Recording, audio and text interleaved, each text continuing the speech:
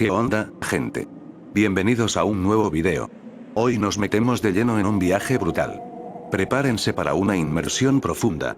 Sin más nada que decir, que empiece el capítulo. Cat 14. Punto de inflexión. Quien con monstruos lucha, cuide de convertirse a su vez en monstruo. Cuando miras largo tiempo a un abismo, el abismo también mira dentro de ti. Friedrich Nietzsche. El frío de la piedra caliza se filtraba en los huesos de Lucius, pero era el hielo en su corazón lo que realmente lo paralizaba. La caverna, un testigo silencioso de la depravación y el sacrificio, ahora se sentía como un sepulcro. Frente a él, el cuerpo de Rebeca yacía, una silueta frágil en la penumbra, su vida extinta, su pureza corrompida por el acto impensable que la había traído de vuelta a él. Pero era un él al que había regresado. Sus manos, ahora de una palidez casi enfermiza, con las uñas un poco más oscuras y rígidas de lo normal, temblaban. No. Eran las mismas manos que, momentos antes, habían desgarrado y devorado. La piel, aunque había perdido la viscosidad mutada, aún conservaba una tirantez antinatural, como si los músculos que vibraban debajo fueran demasiado grandes para su envoltura. Sus ojos, antes carmesíes, ahora eran de un azul grisáceo turbio, pero un leve destello rojizo danzaba en sus profundidades, un fuego residual que no se apagaba, un recordatorio constante de la bestia que había habitado y que aún acechaba en su interior. La realidad lo golpeó como una ola de ácido corrosivo. No era una pesadilla, no era una alucinación inducida por la fiebre del virus. La sangre de Rebeca, la que manchaba sus labios resecos, era real.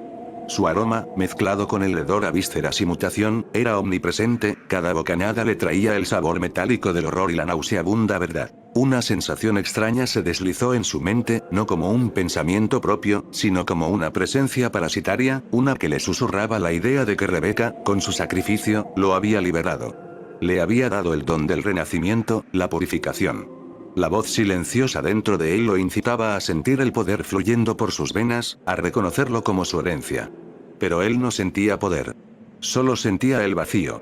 Un vacío devorador, más aterrador que cualquier monstruo. Lucius se tambaleó hacia atrás, apoyándose contra la pared rocosa de la caverna, sus dedos raspando la piedra fría, intentando encontrar un ancla en la realidad que se desmoronaba.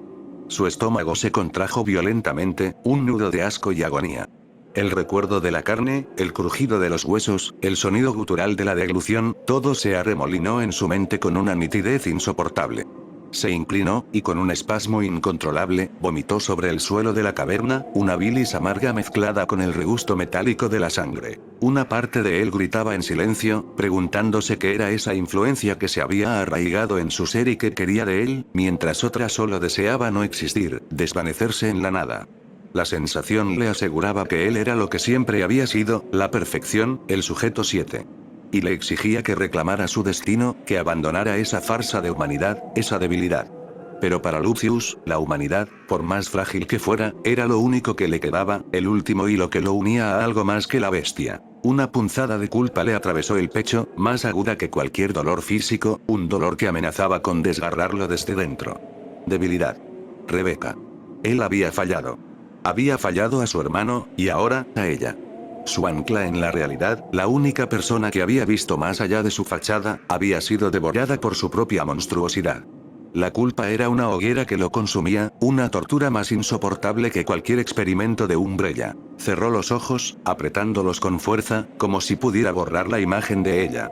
Pero solo consiguió que los recuerdos más preciosos y dolorosos se agolparan en su mente, proyectándose en su oscuridad interna como diapositivas de un paraíso perdido que él mismo había destruido. La risa cristalina de Rebeca en la comisaría, su expresión concentrada mientras le explicaba algún complejo término médico, la calidez de su mano en la suya cuando creía que nadie los veía, la promesa tácita de un futuro que se había desvanecido en un instante, reemplazado por este horror. De repente, una figura translúcida se materializó ante él, bañada en una luz espectral. Rebeca. Su uniforme de Stars estaba roto y manchado de sangre, sus ojos vacíos, pero en su rostro pálido se dibujaba una expresión de infinita tristeza y un reproche mudo. Lucius, su voz era un susurro etéreo, apenas audible, pero cargado de una pena tan profunda que le desgarró el alma. No era una voz de manipulación. Era ella.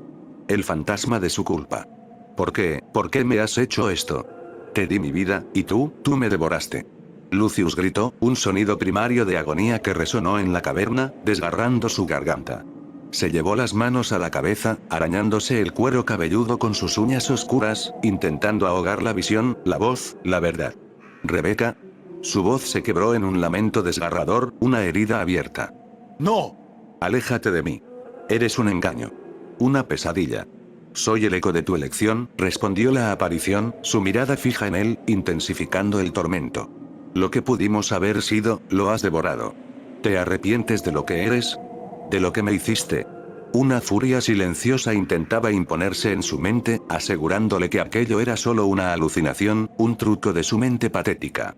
Le decía que Rebeca era débil, siempre lo fue, por eso pereció. Le instaba a aceptarlo, a destruirla de nuevo, a alimentarse de su esencia, de su debilidad, y hacerla suya, parte de su furia. Pero esta voz no traía alivio, solo más confusión y desesperación. Lucius se llevó las manos a la cabeza, una lucha brutal desatándose en su mente. La influencia oscura le incitaba a la oscuridad, al poder, a la negación de su acto. Pero el fantasma de Rebeca, el rostro de su amor perdido, le ofrecía el camino de la culpa, de la redención, de una agonía que se sentía más humana que cualquier cosa. La influencia le susurraba que la culpa era una carga inútil, que debía dejar que la rabia lo consumiera. La rabia por su pasado, por su hermano, por lo que le hicieron. Le decía que Rebeca fue el catalizador, el sacrificio necesario. Pero Lucius ya no sentía rabia por su pasado, solo una desesperación aplastante por el presente. El peso de lo que había hecho era insoportable. Quería que todo terminara. Quería desvanecerse. Quería morir. Se lanzó a correr, chocando contra las paredes de la caverna, sus gritos desgarrando el aire. ¡No! ¡No! «Detente», vociferaba, sus ojos salvajes, sin dirección. Corrió hasta que sus piernas ardieron, hasta que el aire le faltó, hasta que cayó de rodillas, temblando incontrolablemente. La caverna parecía cerrarse sobre él, un mausoleo de su propia creación. Miró el cuerpo inerte de Rebeca en el suelo, luego el fantasma que seguía cerniéndose sobre él, una sombra de su propia condena. No había escapatoria.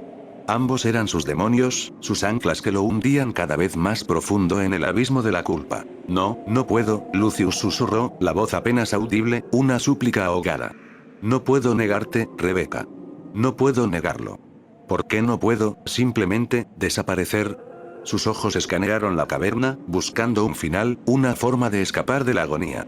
Una roca afilada, un abismo oscuro. Cualquier cosa que le permitiera dejar de sentir. Pero su cuerpo, mutado, era invencible. Era una cárcel viviente. El fantasma de Rebeca no asintió. Solo flotó un instante más, su mirada de dolor taladrándolo, antes de desvanecerse lentamente en el aire frío de la caverna, dejando a Lucius solo con la imagen persistente en su mente, sin consuelo, sin promesa de alivio. Una voz interna lo acusaba de estúpido, de patético, de aferrarse a la debilidad, a un recuerdo, a un cadáver. Se burlaba de su deseo de rendirse, le recordaba la fuerza que residía en él, la imposibilidad de un final. Lucius se levantó lentamente, con movimientos torpes, como si sus extremidades no le pertenecieran. Su cuerpo, mutado, no le permitía la salida fácil. Era una cárcel viviente. Cada fibra de su ser le recordaba que estaba atrapado. Atrapado con sus demonios, con sus acciones, con la memoria de Rebeca. Sus ojos vacíos se posaron en la salida de la caverna, no con la intención de escapar, sino con la de vagar. El túnel era un pasaje a ninguna parte, un camino hacia el vacío que ahora lo habitaba. Con un arrastrar de pies, más que un paso, Lucius comenzó a deambular por los pasillos oscuros y laberínticos del centro de entrenamiento subterráneo de Umbrella. Cada giro, cada recodo, lo llevaba a una nueva sala, una nueva visión de su propio infierno. Las paredes metálicas, ahora abolladas y cubiertas de extrañas manchas orgánicas, parecían susurrarle los gritos de los experimentos, los ecos de su propio tormento infantil. El aire era pesado, cargado con el hedor persistente de la descomposición y el ozono quemado, un recordatorio constante de la muerte. Sus pasos eran lentos, pesados, cada uno una agonía. No tenía un destino, solo el impulso de alejarse de la escena del crimen, de la imagen de Rebeca.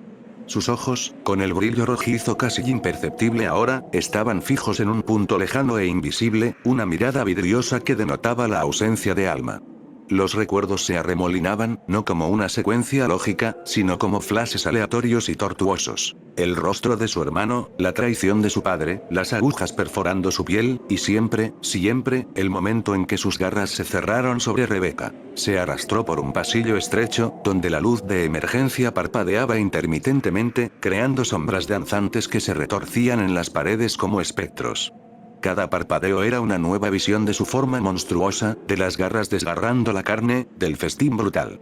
Un gemido gutural, apenas un susurro de dolor, escapó de su garganta. Se golpeó la cabeza contra la pared, una y otra vez, con la esperanza de apagar el incesante torbellino de culpa. Llegó a una sala de control abandonada, los monitores rotos, los cables colgando como enredaderas muertas. La silla central estaba volcada, y Lucius la miró sin ver. Sus ojos, ya no lloraban, solo contenían un dolor seco y petrificado. La fuerza descomunal que residía en él, esa herencia viral, ahora era una carga insoportable, la herramienta de su propia condena.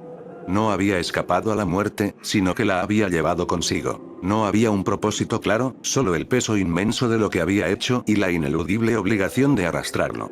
El mundo exterior no estaba preparado para el sujeto 7, ni para el eco persistente de la pérdida, que lo condenaba a una existencia sin consuelo, solo con el sufrimiento de un alma irremediablemente rota. Cambio de escena. En las profundidades del centro de entrenamiento, en una sala de monitoreo impecablemente organizada, William Birkin ajustó el enfoque de una de las pantallas.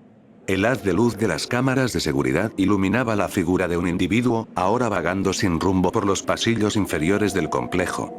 Junto a él, Albert Wesker, con su postura impecable y sus gafas de sol oscuras, observaba la imagen con una frialdad casi incomprensible. Interesante, murmuró Birkin, su voz grave, mientras el zoom de la cámara revelaba la mirada vacía del sujeto. Este comportamiento es anómalo. Los biosensores muestran una actividad viral inestable, pero su transformación parece haberse revertido parcialmente. Sin embargo, su estado mental es errático, casi catatónico. Wesker no apartó la vista de la pantalla. Es la disonancia esperada, William. La mente humana es frágil.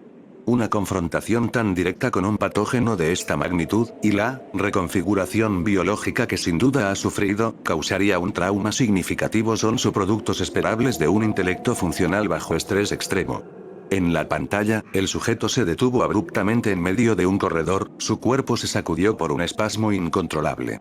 Se llevó las manos a la cabeza, como si intentara arrancarse algo de dentro, y un gemido apenas audible llegó a través de los altavoces de la sala de monitoreo. Birkin frunció el ceño, observando la escena con una mezcla de curiosidad científica y una pizca de desinterés. Sus niveles de actividad viral están estables, después de la explosión en el nivel inferior. No obstante, esta reversión morfológica parcial es algo que no habíamos presenciado en este tipo de mutación. Es un espécimen excepcionalmente adaptable. Pero su estado mental es un inconveniente. Un inconveniente que se corregirá, replicó Wesker, su tono inmutable. Una vez que su sistema nervioso se estabilice y la psique se adapte al nuevo paradigma, su potencial será ilimitado. Esto es meramente una etapa de transición. Un crisálida. Solo necesita tiempo. En la pantalla, el sujeto tropezó, cayendo de rodillas. Su cuerpo temblaba. Se inclinó, y aunque no se veía, el sonido de arcadas llegó a través del sistema de audio, seguido por un leve chapoteo.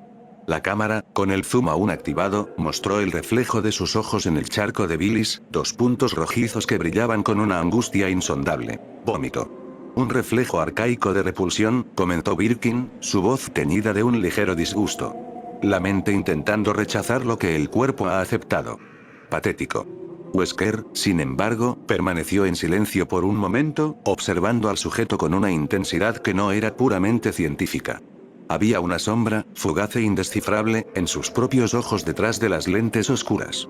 Es la resistencia final de la humanidad, William. El último grito de una conciencia que se niega a ser subyugada. Es un testimonio de la profundidad del trauma que este individuo ha experimentado. Debe tomar poco tiempo para que sea transformado en un zombie, aunque desconocemos cómo ocurrió esta infección. Birkin resopló. Tuvimos que haber mandando a agentes para su captura, son sujetos experimentales que pueden ayudarme en mi investigación, aunque parece que es bastante débil mentalmente actualmente. No, dijo Wesker, finalmente apartando la vista de la pantalla y girándose para mirar a Birkin. Su voz era tranquila, pero había una autoridad innegable. La debilidad puede ser una fuente de fortaleza, si se canaliza correctamente. El dolor, la culpa, pueden ser motores más potentes que la simple ambición. Volvió a mirar la pantalla, donde el sujeto se arrastraba por el suelo, golpeando su cabeza contra la pared una y otra vez, su cuerpo convulsionando en silencio. No había rastro de la furia de antes, solo una desesperación abrumadora. Déjalo divagar, continuó Wesker, la voz casi un murmullo. Que la desesperación lo consuma hasta que no quede nada más que la cáscara de su humanidad. Cuando esa cáscara se rompa, lo que emerja será digno de los registros del comportamiento del virus. Birkin asintió lentamente, una sonrisa cruel asomando en sus labios. Un diamante que necesita ser pulido en el sufrimiento. Entiendo. Pero, ¿qué hay de la chica que estaba con él? La Stars Rebecca Chambers. Las cámaras en la caverna no funcionan, un punto ciego inoportuno. Wesker se tomó un momento, sus ojos parpadearon una vez detrás de las lentes oscuras. Su paradero es incierto. Nuestros sensores biológicos no la detectan en el complejo. Podría haber perecido por la explosión o por las criaturas liberadas. O podría haber escapado. Un error lamentable en la cobertura de esa zona, lo admito. Es una incógnita, respondió Birkin, su ceño ligeramente fruncido. Si huyó, podría alertar a las autoridades. Aunque dada la ubicación remota del centro y la reputación de la Stars de Raccoon City, su credibilidad sería limitada. ¿Cree que el incidente en la caverna, donde los sensores se saturaron, tuvo algo que ver con su estado actual o la desaparición de la chica? Wesker se cruzó de brazos, su mirada fija en la figura atormentada en la pantalla. Es plausible. La naturaleza exacta de lo que ocurrió allí es confusa. Marcus era un hombre de secretos. No sabemos qué experimentos o agentes biológicos adicionales pudo haber estado cultivando en las profundidades de esa caverna.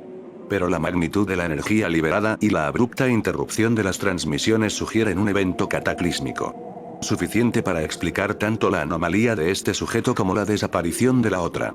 Entonces, solo podemos observar y deducir, musitó Birkin, resignado. Nuestro enfoque debe ser en este sujeto. Su estado actual es un laboratorio viviente. Una oportunidad. ¿Cuánto tiempo cree que durará esta fase de introspección? Wesker se cruzó de brazos, su mirada fija en la figura atormentada en la pantalla. Indefinido. Hasta que la voluntad de sobrevivir, o la de ceder, sea más fuerte. Es un experimento en sí mismo, William. La resiliencia del espíritu humano frente a la aniquilación total. Y no tenemos prisa. Umbrella tiene todos los recursos del mundo para esperar el resultado. Su voz era fría, calculada, pero en el fondo de sus ojos, apenas perceptible, había una chispa de anticipación. Un nuevo juguete, roto, pero con el potencial de ser reensamblado en algo mucho más letal. El sonido de los gemidos de Lucius se desvanecía en el ruido blanco de los monitores, un requiem para el hombre que había sido, y una ominosa sinfonía para lo que estaba a punto de convertirse. La agonía era solo el preludio. Cambio de escena. El tiempo no existía para Lucius. Las horas, los minutos, se habían fusionado en una masa informe de tormento. Su deambular lo había llevado a las entrañas más profundas del centro de entrenamiento, un laberinto de corredores monótonos y salas de experimentos vacías. La luz de emergencia, tenue y amarillenta, lanzaba sombras grotescas que danzaban y se retorcían con cada uno de sus pasos arrastrados. Cada recodo del pasillo, cada puerta sellada, parecía una trampa, una nueva capa de su prisión mental. Sus músculos, endurecidos y sobrehumanamente fuertes, se sentían como plomo. Cada paso era un esfuerzo inmenso, no por la fatiga física, sino por el abrumador peso de su propia existencia. Su mente era una maraña de recuerdos rotos y alucinaciones. No solo Rebecca, ahora también flashes rápidos y brutales de su hermano pequeño, su rostro distorsionado por el miedo, la mano extendida que él no pudo alcanzar. El hedor a químicos, a sangre y a metal oxidado del complejo se mezclaba con el de la bilis en su boca, un recordatorio constante de su vómito, de su asco hacia sí mismo. Llegó a lo que parecía ser una antigua sala de disección. Mesas de metal, cubiertas de óxido y manchas secas que bien podrían ser sangre, se alzaban como altares profanos. El aire allí era más denso, cargado con el olor a formaldehído y a muerte. Una voz gutural, rota y áspera, intentó emerger de su garganta. No era un grito de rabia, sino un intento desesperado de formular una palabra, cualquier palabra. Rebecca, las sílabas se negaron a formarse, ahogadas por un gruñido ininteligible que resonó en la sala vacía. La frustración lo golpeó con una fuerza tangible.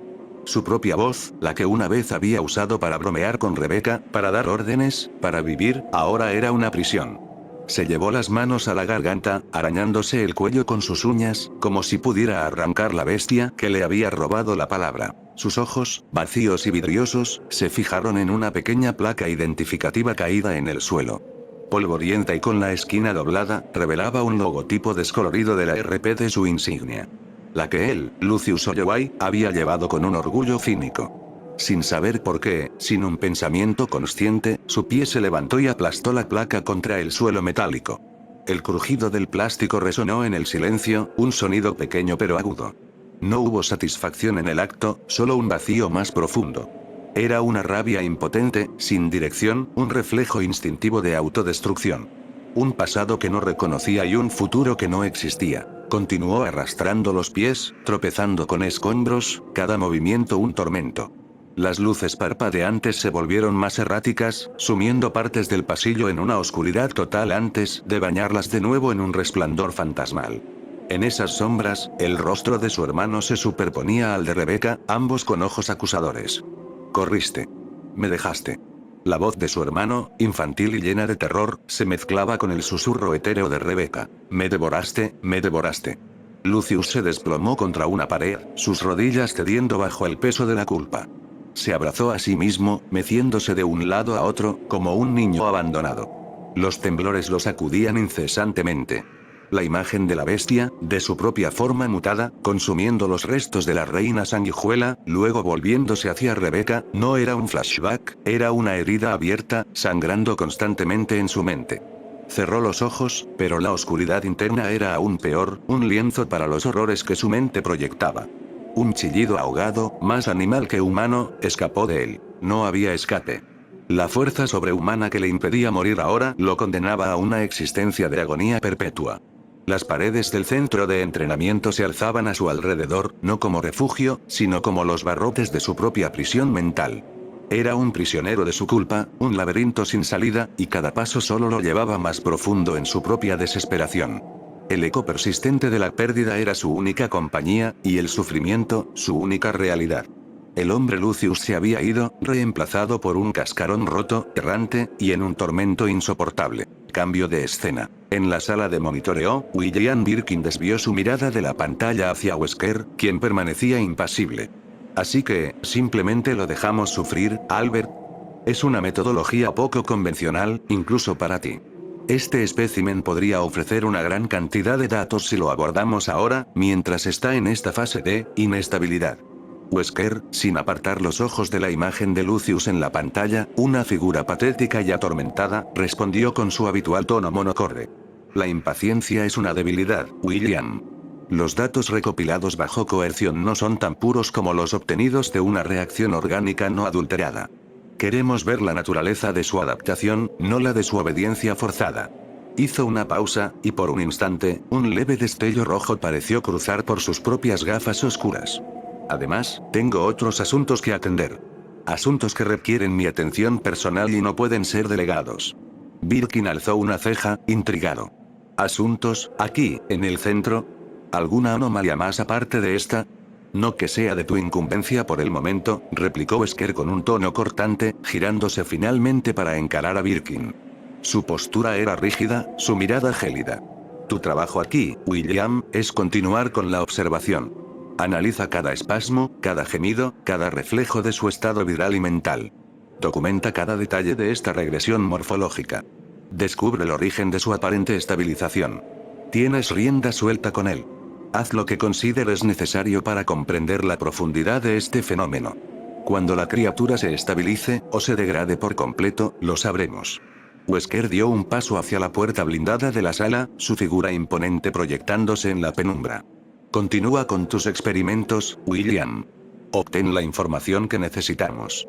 Te notificaré cuando sea el momento de actuar directamente. Sin una palabra más, la puerta se deslizó silenciosamente tras él, dejando a Birkin solo en la fría sala de monitoreo, con el único sonido de los gemidos distantes de Lucius y el zumbido de los equipos. Birkin se volvió hacia las pantallas, una sonrisa lenta y sádica se extendió por su rostro. La partida de Wesker le otorgaba una libertad que anhelaba. Haz lo que considere necesario, Albert? Murmuró para sí mismo, sus ojos brillando con una avidez científica. Oh, no tienes idea de lo que consideraré necesario. Este sujeto es una mina de oro. Y ahora, es todo mío. Volvió a enfocar la cámara en Lucius, su figura encorvada en el suelo, y una idea cruel comenzó a formarse en su mente. Tenía todo el tiempo del mundo, y un lienzo en blanco para explorar los límites de la desesperación. De repente, un chasquido agudo resonó en el corredor adyacente, seguido por el sonido húmedo de algo arrastrándose rápidamente por el techo. Lucius se detuvo en seco, su cuerpo tenso, aunque su mente permanecía en una bruma de agonía. No era un sonido familiar, no era el crujido de escombros o el goteo de agua. Un escalofrío de algo primitivo le recorrió la espina dorsal, una alarma que su conciencia rota apenas podía procesar. Una sombra se deslizó desde el techo y cayó al suelo con un impacto suave, revelando una criatura grotesca. Un Licker. Su piel estaba despellejada y sin ojos, sus músculos expuestos, y su lengua larga y afilada se extendía y retraía en el aire, buscando una presa. El Licker emitió un gruñido bajo, sus garras tamborileando en el suelo, detectando la presencia de Lucius. El pánico se apoderó de Lucius. No era el pánico de un estratega o un combatiente. Era el terror ciego de una víctima acorralada, un animal asustado. Retrocedió torpemente, tropezando con sus propios pies, sus ojos vacíos se abrieron en una mezcla de horror y desorientación. El Licker, al percibir el movimiento, se abalanzó, su lengua látigo extendiéndose hacia él. Lucius no pensó. No planificó. Solo reaccionó con una furia descontrolada y bruta, una explosión de violencia primaria. Su brazo se lanzó hacia adelante, no para bloquear o esquivar, sino para golpear, para apartar esa visión asquerosa de sí mismo. Su fuerza sobrehumana, una herramienta que aún no comprendía ni dominaba, se desató en un puñetazo salvaje e impreciso. El impacto fue devastador. El Licker fue lanzado contra la pared, su cuerpo blando se estrelló con un sonido repugnante, dejando una mancha oscura y un crujido de huesos. La criatura se retorció, su lengua azotando el aire en una agonía final, pero no estaba muerta del todo. La sangre oscura y viscosa del Licker salpicó el rostro de Lucius, y el olor a carne putrefacta y a químicos le hizo un nudo en el estómago. El recuerdo del festín en la caverna lo golpeó con una fuerza renovada, un relámpago de puro asco. Sus propias manos, cubiertas ahora con la sangre de la criatura, eran idénticas a las que habían profanado a Rebecca. Un grito desgarrador, más bestial que humano, escapó de Lucius. No era de furia ni de victoria, sino de autodesprecio absoluto. La sangre del Licker le pareció su propia sangre, la prueba irrefutable de su monstruosidad. Golpeó de nuevo, con una ferocidad inútil, el Licker ya inerte, mientras sus propios nudillos se raspaban y magullaban contra el metal frío de la pared, ignorando el dolor. La fuerza se había desatado, pero solo para hacerle más daño, para recordarle lo que era. Cayó al suelo, cubierto de la sangre de la criatura y su propia bilis, temblando incontrolablemente. La lucha no le había dado claridad ni propósito. Solo le había ofrecido una nueva capa de horror, un espejo cruel de su propia transformación. La bestia que había matado al Licker era la misma que había devorado a Rebecca. Y él era esa bestia. La desesperación lo envolvió como una mortaja. Estaba atrapado en su propio cuerpo, un monstruo incapaz de morir, condenado a la locura perpetua. El encuentro con el Licker era solo otro trauma más en su espiral descendente. El grito, más bestial que humano, se había extinguido en la garganta de Lucius, dejando solo un eco vacío en el vasto y gélido vacío de la caverna. La sangre del Licker, aún fresca en sus manos, no era la de un enemigo vencido, sino la de un sacrificio más, una confirmación de la monstruosidad que habitaba en él. La caverna, que una vez fue el epicentro de su desesperación, se había transformado en la prisión de sus propios recuerdos, cada sombra, cada goteo de agua, un recordatorio de Rebecca y del acto innombrable que lo había traído de vuelta de las fauces de la muerte, pero ¿a qué precio?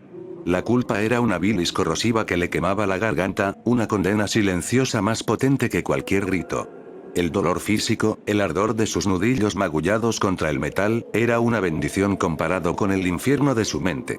Cada respiración era un recordatorio de la vida que le había arrebatado a ella, cada latido, un tambor fúnebre para su propia humanidad. Se arrastró, su cuerpo temblaba sin control, no por frío, sino por la repugnancia que le subía desde lo más profundo de sus entrañas. La única necesidad que lo impulsaba, un impulso visceral y desesperado, era huir. No de una amenaza externa que acechaba en las sombras, sino de la imagen de sí mismo, del monstruo deforme que se miraba en cada superficie húmeda y oscura, del caníbal que había devorado a la mujer que amaba. Con pasos lentos, arrastrados, como los de un autómata que se descompone, comenzó a vagar por los complejos subterráneos. Sus ojos turbios, apenas capaces de enfocar, registraban con una apatía desoladora la podredumbre, el abandono y la decadencia que Umbrella había dejado tras de sí. Pasillos oscuros se extendían ante él como venas podridas de una criatura muerta. Laboratorios anegados, sus equipos cubiertos de moho y óxido, parecían mausoleos de la ciencia fallida. Oficinas destrozadas, con papeles esparcidos como confeti de un carnaval macabro, completaban la visión de un infierno subterráneo. Todo se mezclaba en una neblina densa de indiferencia. Cadáveres mutados, restos de experimentos fallidos, eran solo manchas borrosas en la periferia de su visión. No eran horrores que pudieran conmoverlo, no eran pesadillas que pudieran añadir terror a su existencia. Eran solo el paisaje desolado de un purgatorio personal, una escenografía para su caída eterna.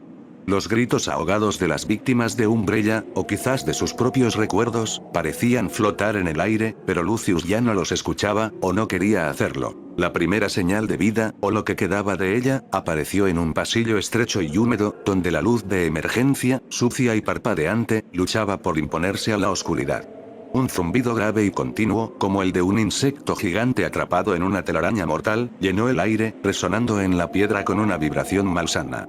De una grieta en la pared, de las sombras más densas, un par de siluetas deformes se materializaron, moviéndose con una celeridad antinatural. Los Eliminators. Primates de laboratorio, sí, pero grotescamente transformados por el T-virus. Sus músculos se abultaban y distorsionaban bajo una piel tensa, sus garras, largas y afiladas como navajas de carnicero, parecían extenderse y contraerse con vida propia. Sus ojos, inyectados en sangre, brillaban con una rabia ciega y primigenia. Emitieron gruñidos salvajes y coordinados, lanzándose hacia él con una agilidad sorprendente, casi inhumana. Cualquier vestigio de su humanidad habría gritado, habría reaccionado con pavor, con la adrenalina de la supervivencia. Pero Lucius los vio con una mirada vacía, casi contemplativa, como si presenciara un acto sin importancia. Eran solo más bestias. Más reflejos de lo que él era, de lo que se había convertido.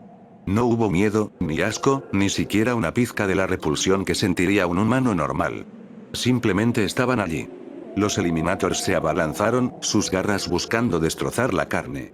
Uno saltó a su espalda, intentando un asalto por sorpresa, mientras el otro intentó un barrido bajo, buscando desequilibrarlo. Lucius no esquivó, no reaccionó con la velocidad que su cuerpo mutado le otorgaba. Permitió que los golpes impactaran, sintiendo el desgarro de su piel y la presión de las garras clavándose dolorosamente en su carne. Un gruñido escapó de su pecho, un sonido gutural, sin dolor, solo una resonancia hueca de la fuerza bruta que ahora lo definía. Su cuerpo, sin embargo, reaccionó por sí solo, un mecanismo de defensa primario que funcionaba independientemente de su voluntad. La piel se tensó, los músculos se endurecieron con una resistencia antinatural. Los cortes que habrían desangrado a un hombre común apenas rezumaban un líquido oscuro, y las heridas, para asombro de las propias criaturas, comenzaron a cerrarse con una velocidad milagrosa, el tejido regenerándose ante sus ojos. Con un movimiento lento y mecánico, casi como si su mano fuera un apéndice ajeno, Lucius extendió un brazo y agarró la garganta del Eliminator que tenía detrás. El simio mutado pataleó salvajemente, arañando su espalda con furia inútil, sus garras raspando contra una piel que ya no era tan vulnerable. Pero Lucius apretó con una fuerza descomunal, una fuerza que podría haber aplastado una roca. El gruñido de la criatura se convirtió en un estertor burbujeante, y con un chasquido húmedo y espantoso, su cuello se rompió. El cuerpo inerte cayó al suelo, un peso muerto que se desplomó con un golpe sordo. El Eliminator restante retrocedió un par de pasos, sus ojos rojos fijos en Lucius, como si el virus que lo animaba reconociera una amenaza superior, una aberración más allá de su comprensión salvaje. Pero el instinto depredador era demasiado fuerte, demasiado arraigado para permitir la retirada. La criatura se lanzó de nuevo, esta vez con una ferocidad renovada, un aullido de rabia brotando de su garganta. Lucius levantó su puño, no con la intención consciente de defenderse, sino con una brutalidad inherente que el virus le había concedido. Su golpe se estrelló contra la cabeza del Eliminator con una fuerza devastadora, la masa de carne y hueso cediendo con un crujido repulsivo. El simio cayó, sus espasmos finales convulsionando en el suelo húmedo, un charco oscuro de sangre y bilis extendiéndose bajo su forma destrozada. Lucius miró los cadáveres, cubierto de la sangre de las criaturas y la suya propia, pero sin rastro de triunfo o alivio. No había satisfacción, solo la inercia de la violencia. Era solo la prueba de que podía matar, que su cuerpo era una máquina de destrucción eficiente, pero que su alma seguía tan vacía como antes. Prosiguió su camino, arrastrándose a través de la penumbra, cada paso un eco de su tormento interno, un recordatorio de la futilidad de su existencia. Más adelante, el pasillo se inundó con un agua verdosa y estancada, que le llegaba hasta los tobillos y amplificaba el silencio sepulcral del lugar. El chapoteo de sus pasos era el único sonido, un ritmo monótono que se perdía en la vasta oscuridad. De repente, una serie de movimientos rápidos y agitados perturbaron la superficie del agua. Un escalofrío, diferente a la apatía que lo había consumido, recorrió su espina dorsal. Era el miedo primal, una respuesta que el virus aún no había erradicado por completo, una reliquia de su humanidad perdida que se negaba a morir. Con un torbellino de agua y espuma, emergió un Unterelf, en Ancedle Aping Frog. Una abominación anfibio de pesadilla, con una piel verde, brillante y viscosa, garras afiladas como cuchillos y una lengua prensil que se disparó hacia él con una velocidad letal. Su cabeza, desproporcionadamente grande, y sus ojos bulbosos, inyectados en sangre, lo fijaron con una inteligencia depredadora, una astucia reptil que contrastaba con la furia ciega de los Eliminators. El monstruo saltó, cubriendo la distancia en un instante, su lengua pegajosa rozando la mejilla de Lucius, dejando un rastro asqueroso y viscoso, casi ácido, que le quemó la piel. El Unterelf se lanzó de nuevo, sus garras buscando destriparlo, su cuerpo voluminoso golpeando contra el de Lucius. Lucius no intentó huir, ni se defendió activamente con estrategia. La desesperación había engendrado en él una extraña pasividad, un deseo subconsciente de que todo terminara, de rendirse al horror. Pero la bestia dentro de él no le permitiría la rendición, no le concedería la paz. Sus manos se alzaron, casi por inercia, y agarraron las patas delanteras del Unterelf. El rugido de la criatura era ensordecedor, una cacofonía de furia y dolor que rebotaba en las paredes húmedas. Lucius apretó, los músculos de sus brazos, que ya no eran los de un mortal, se contrajeron hasta el límite, las venas palpitando bajo la piel tensa. Lentamente, dolorosamente, comenzó a desgarrar las patas de la criatura de su cuerpo. El crujido de los huesos y el desgarro del tejido eran sonidos horribles que se sumaban a la banda sonora de su infierno personal. El grito del Unterelf se transformó en un borboteo de sangre y bilis, una salpicadura verde y roja en el aire. La resistencia de la bestia era formidable, su fuerza, monumental, pero la de Lucius era algo más, una fuerza nacida de la agonía y la mutación, que superaba los límites de lo natural. Con un último esfuerzo sobrehumano, un alarido ahogado de frustración escapando de sus propios labios, Lucius arrancó una de las patas. El monstruo cayó al agua con un chapoteo violento, sus espasmos tiñendo el líquido de rojo y espeso. La otra pata siguió poco después, con un sonido húmedo y nauseabundo. El Unterelf se debatió en su propia sangre, sus ojos suplicantes o quizás solo llenos de un odio moribundo que aún ardía en sus bulbosas órbitas. Lucius lo observó, un ser roto, observando a otro ser roto. No había satisfacción, ni un ápice de triunfo, solo el vacío de la victoria sin propósito. Sacó una pata mutada del agua y la arrojó sin miramientos a un lado, donde aterrizó con un sonido pastoso. El ruido de los golpes que había dado, de los huesos que había roto, no le trajo alivio, ni catarsis. Era solo la prueba de que, incluso en su peor pesadilla, era un arma, un verdugo, incapaz de encontrar el olvido, condenado a una existencia de violencia sin sentido. Continuó su deambular por el laberinto de la desesperación, el olor a humedad, a carne descompuesta, a metales oxidados y a su propia bilis impregnando el aire, una mezcla nauseabunda que se adhería a su piel y a su alma. El peso de lo que había hecho, el peso de lo que se había convertido, era una mortaja invisible que lo arrastraba más y más profundo en la oscuridad, en un infierno del que parecía no haber escape. Cada rincón, cada sombra, susurraba el nombre de Rebecca, y él solo podía seguir adelante, buscando un abismo más profundo donde quizá, solo quizá, pudiera encontrar la aniquilación.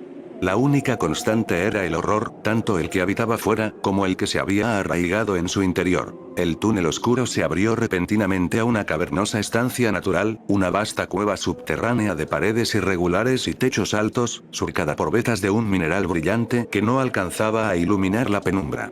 El aire era pesado, cargado con el hedor a tierra húmeda, descomposición y una dulzura enfermiza que recordaba la sangre oxidada. El sonido del agua goteando desde las estalactitas era el único acompañamiento al silencio opresivo. En el centro de la cámara, un charco de líquido oscuro y viscoso pulsaba suavemente, como si tuviera vida propia. Lucius avanzó, sus pasos amortiguados por la tierra blanda, su mente tan ausente como siempre, pero su cuerpo, el mecanismo de supervivencia, ya en alerta. De repente, una vibración profunda sacudió el suelo, ascendiendo desde las entrañas de la tierra. Un chasquido ominoso, como el de una miríada de patas articuladas moviéndose al unísono, se hizo audible. De una grieta en la pared más alejada, la oscuridad se onduló y se materializó una silueta colosal y segmentada. Un centurión. No era un insecto, sino una pesadilla biomecánica, una oruga gigante mutada que se arrastraba con una lentitud amenazante, pero con una masa inmensa. Sus innumerables patas se movían como un ejército de cuchillas, sus mandíbulas, grandes como puertas de metal, se abrían y cerraban con un sonido escalofriante, revelando hileras de dientes afilados y un interior cubierto de una baba verdosa. Sus ojos, múltiples y diminutos, brillaban con un matiz rojizo, fijándose en él con una atención depredadora. Era un horror que se arrastraba desde las profundidades, una criatura de proporciones titánicas. Lucius no sintió el pavor paralizante que sentiría un humano. Solo una fatiga infinita. El centurión no era más que otra barrera en su camino hacia la nada. La bestia se abalanzó, sus mandíbulas chasqueando, su cuerpo masivo ondulando con una fuerza imparable. La criatura intentó engullirlo entero, su boca abierta a un abismo de terror. Lucius se plantó, no en desafío, sino en una extraña aceptación. Dejó que el impacto lo golpeara, la fuerza descomunal del centurión lanzándolo contra una de las paredes de la cueva. El aire abandonó sus pulmones en un quejido, y el impacto hizo que la piedra se agrietara a su alrededor. El dolor era inmenso, un relámpago que lo devolvía momentáneamente a una conciencia brutal. Pero la bestia interior no se rendía. Lucius sintió cómo sus huesos crujían bajo la presión del ataque del centurión, pero también cómo se sanaban, se reforzaban, en un ciclo agonizante de destrucción y regeneración. Con una furia ciega, un estallido de energía que no nacía de la voluntad, sino de la necesidad instintiva de su cuerpo mutado, Lucius se aferró a las mandíbulas superiores del centurión. La criatura chilló, un sonido gutural y estridente que resonó en la cueva, mientras Lucius, con un grito ronco, comenzó a forzar la apertura de su boca. Sus músculos se tensaron hasta el punto de la ruptura, su piel se desgarró, pero la fuerza era imparable. El centurión se retorció, golpeando el suelo con su cuerpo segmentado, intentando aplastar a Lucius contra la roca, pero el mutante no cedía.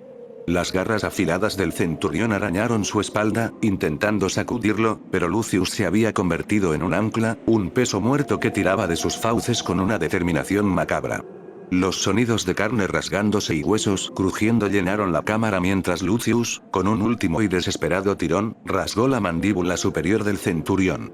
La criatura lanzó un grito de dolor inimaginable, su cuerpo se convulsionó violentamente, y una explosión de sangre verdosa roció la cavernosa estancia. El centurión, mutilado y herido de muerte, se retorció en el suelo, sus múltiples patas debatiéndose en el aire, su boca abierta y destrozada. Lucius cayó de rodillas, el aliento entrecortado, su cuerpo cubierto de la sangre y fluidos del monstruo, y sus propias heridas que ya comenzaban a cerrarse. La victoria era vacía, una demostración de poder que no le traía consuelo.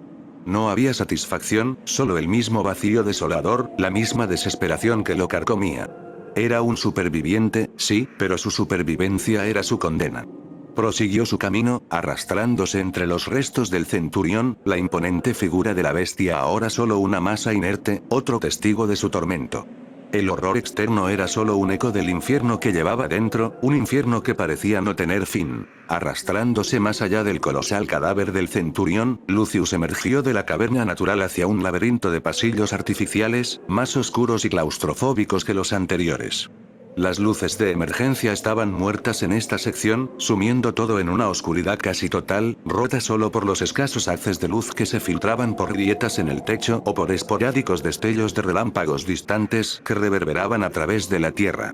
El aire aquí era aún más denso, cargado con el olor a humedad, moho, y una sutil, pero inconfundible, fragancia metálica que le recordaba a la sangre de Rebecca. Sus pasos lo llevaron por corredores estrechos, flanqueados por lo que parecían ser celdas de contención o cámaras de observación, ahora vacías y destrozadas. Los cristales blindados estaban rotos, las puertas metálicas, arrancadas de sus goznes. Cada fragmento de destrucción contaba una historia de fuga, de terror desatado, pero Lucius ya no procesaba la información. Su mente era un laberinto de recuerdos y autodesprecio, y el mundo exterior era solo un fondo nebuloso. Pasó por un esqueleto humano aferrado a una reja, sus dedos aún huesudos, intentando escapar de un destino incierto. Otro, tendido en el suelo, rodeado de cápsulas de suero vacías, quizás un científico que intentó una última y desesperada medida. Lucius ni siquiera se detuvo. De repente, un gemido agudo y penetrante rasgó el silencio, un sonido que le erizó los pocos cabellos que le quedaban en la nuca. No era el gruñido de una bestia salvaje, sino un lamento prolongado, teñido de una angustia incomprensible. Provenía de una sala de experimentos cercana, cuya puerta estaba entreabierta, revelando una penumbra casi absoluta. Un destello de relámpago fugaz iluminó el interior, y Lucius vislumbró una silueta. Una criatura encorvada, su piel pegajosa y su cabeza desproporcionadamente grande, con una boca abierta y sin dientes. Era un Plague Crawler, una masa de carne deforme y mutada, que se arrastraba lentamente por el suelo, dejando un rastro de baba corrosiva. Este tipo de monstruo no era rápido ni particularmente agresivo si no se lo provocaba, pero su mera existencia era una afrenta a la vida. Normalmente, el Plague Crawler sería un ser de repulsión extrema. Pero Lucius, en su estado, lo vio como un hermano en el horror. La criatura emitió otro gemido lastimero, no de amenaza, sino de un dolor profundo, de una existencia sin fin condenada a la agonía. Lucius no lo atacó. Se acercó a la puerta, su cuerpo tenso, su mirada fija en la criatura. El Plague Crawler, al sentir su presencia, levantó su cabeza deforme y sus ojos, pequeños y nublados, se encontraron con los suyos. No había agresión en ellos, solo una tristeza infinita. Era la desesperación encarnada en carne mutada. Lucius no hizo nada. Simplemente observó a la criatura arrastrarse en círculos, golpeando su cabeza contra la pared de vez en cuando, como si intentara escapar de su propia existencia. Era un eco de su propia búsqueda. Permaneció allí durante un tiempo incalculable, compartiendo el silencio y el lamento mudo con la abominación. Era una comunión grotesca de sufrimiento. No había necesidad de luchar, ni de huir. Ambos estaban atrapados en sus infiernos personales. Después de lo que pareció una eternidad, el Plague Crawler emitió un último suspiro gemido y su cuerpo se contrajo, inerte. Lucius observó cómo el monstruo finalmente encontraba la paz en la muerte. No sintió tristeza, ni alivio, solo una punzada de algo parecido a la envidia. Esa criatura había logrado lo que él no podía: escapar. Prosiguió su camino, dejando la sala de experimentos y al Plague Crawler atrás. Los pasillos comenzaron a descender gradualmente, llevando a Lucius a niveles aún más profundos del complejo. El aire se volvió más frío, más opresivo. El olor a ozono se mezclaba con el de la descomposición, indicando la proximidad a equipos de alta tensión o quizás a cámaras de criogenización. Su cuerpo, aunque aún activo, empezaba a sentir el peso de las batallas, no la fatiga de un humano, sino una lentitud en la regeneración, una sutil advertencia de que incluso su biología mutada tenía límites. De repente, una tenue luz azul pulsó en la distancia. No era la luz de emergencia habitual, sino un brillo helado que se filtraba bajo una puerta blindada. Había algo diferente en ese brillo, algo que lo separaba de la oscuridad y la podredumbre que lo rodeaban. Una tenue curiosidad, un instinto residual de su antigua vida como investigador, o quizás una atracción morbosa hacia lo desconocido, lo impulsó a acercarse. La puerta, masiva y de acero reforzado, parecía fuera de lugar en medio de tanta ruina. Con una lentitud deliberada, Lucius extendió su mano, sintiendo la superficie fría y lisa del metal. Los bordes de la puerta estaban corroídos por el óxido, pero la estructura central se mantenía intacta. Sus dedos rozaron un panel de control, ahora inactivo y cubierto de una pátina de polvo. La luz azul parpadeaba a través de una pequeña rendija en la parte inferior de la puerta, como un ojo solitario en la oscuridad. Había una promesa silenciosa detrás de esa puerta, no de salvación, no de escape, sino quizás de una verdad, de una revelación. O, más probablemente, de otro horror que simplemente lo arrastraría más profundo en la desesperación que ya era su existencia. El laberinto no tenía fin, solo diferentes niveles de tormento. La luz azul era una invitación muda, un tenue faro en el mar de su desesperación. Lucius, arrastrándose, no por esperanza sino por la inercia de su existencia, se acercó a la puerta blindada. Era una maravilla de ingeniería de Umbrella, un vestigio de su obsesión por la seguridad y el control. Sobre la rendija de luz, un panel de control oxidado mostraba la silueta de lo que alguna vez fue un teclado numérico y una pantalla. Las luces de la pantalla estaban muertas, pero un símbolo de pararrayos, corroído por el tiempo, aún era visible. Era la sala de generadores principal, o quizás un centro de control de energía. Mientras Lucius se acercaba, la puerta blindada se abrió con un silbido hidráulico, revelando no la vasta maquinaria esperada, sino un pasillo oscuro y angosto. Un olor a ozono y a algo metálico, casi quirúrgico, flotaba en el aire. La luz azul no venía de generadores, sino de una serie de monitores en el pasillo adyacente. Era un puesto de observación remoto, un lugar desde donde los científicos de Umbrella podían supervisar sus experimentos más allá de la seguridad de las paredes. Sus dedos, gruesos y pálidos, rozaron un panel de control aún funcional, cubierto de una pátina de polvo. En otra sala, William Birkin observaba desde su propio santuario más profundo, a kilómetros de distancia, a través de la interfaz de un monitor de seguridad. La figura de Lucius, distorsionada por la vieja cámara, se movía con una brutalidad calculada, un contraste escalofriante con la patética resistencia de los mutantes que devoraban sus instalaciones. Birkin sentía una punzada de una emoción casi olvidada: el miedo. No el miedo primitivo de un hombre asustado, sino el temor de un científico ante una anomalía, un factor incontrolable que podría amenazar la pureza de su propia obra. Increíble, la adaptación es casi idéntica, murmuró una voz distorsionada por la estática y el creciente gruñido en su propia garganta. La voz de Birkin era una mezcla de humanidad y bestialidad. Sus ojos, que a menudo mostraban la brillantez de su intelecto, ahora parpadeaban con una mezcla de fascinación y una profunda inquietud. Había visto esta capacidad de adaptación antes, en un sujeto del pasado, un individuo cuya resistencia al virus era tan única como aterradora, un experimento que se había vuelto una espina en el costado de Umbrella, una anomalía que no pudieron controlar. La imagen de Lucius destrozando al Centurión, la pura fuerza bruta y la capacidad regenerativa que mostraba, desató una alarma primordial en la mente de Birkin. No era simplemente un mutante, era una recurrencia. Un eco de un fracaso anterior, un recordatorio de un sujeto que había escapado a su dominio y que representaba una imperfección en el control absoluto que él deseaba sobre el T-virus y, más importante, sobre su preciado G-virus.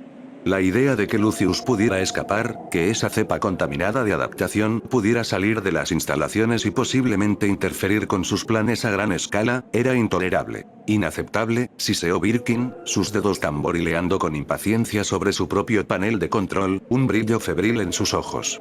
Este nivel de imprevisibilidad es un fallo en el sistema. Una recurrencia. Esto no puede dejarse suelto. Su rostro, cada vez más, se contrajo en una mueca de determinación. No podía permitirse otro error. La pureza de su investigación, el futuro del G-virus, era su única prioridad. Y cualquier cosa que lo amenazara, cualquier variable incontrolable, debía ser eliminada. La voz de Birkin se hizo más grave, sus palabras teñidas de una resolución fría y brutal. Sus manos se posaron sobre un botón rojo, cubierto por una cubierta de seguridad que se retractó con un silbido. Protocolo de purificación gamma activado. Toda evidencia será erradicada. No dejaré que este error contamine mi verdadera obra. El botón fue presionado con una ferocidad que solo un hombre al borde de la locura y la transformación total podría manifestar. La imagen de Birkin se desvaneció de la pantalla, reemplazada por un temporizador rojo y parpadeante. Autodestrucción iniciada. Tiempo restante: 10 minutos. Para él, era un acto de limpieza, la eliminación de una anomalía que no encajaba en su retorcido plan maestro. Para Lucius, al otro lado de la pantalla, era el destino que lo seguía. Una sirena estridente, un aullido de advertencia que no se podía ignorar, rompió el silencio opresivo de los túneles. La luz azul de la rendija comenzó a parpadear con mayor intensidad, volviéndose roja y pulsante. Las paredes vibraron, el suelo tembló bajo sus pies, y un crujido ominoso se extendió por toda la estructura, un gemido de metal y concreto cediendo. El proceso de autodestrucción, activado por la fría lógica de un genio obsesionado que había percibido una amenaza a su legado y a la pureza de sus experimentos, había comenzado. Lucius no corrió. Se arrastró. Sus pasos se volvieron más lentos, la desesperación que lo habitaba lo convertía en una figura lúgubre, casi desafiante ante el caos.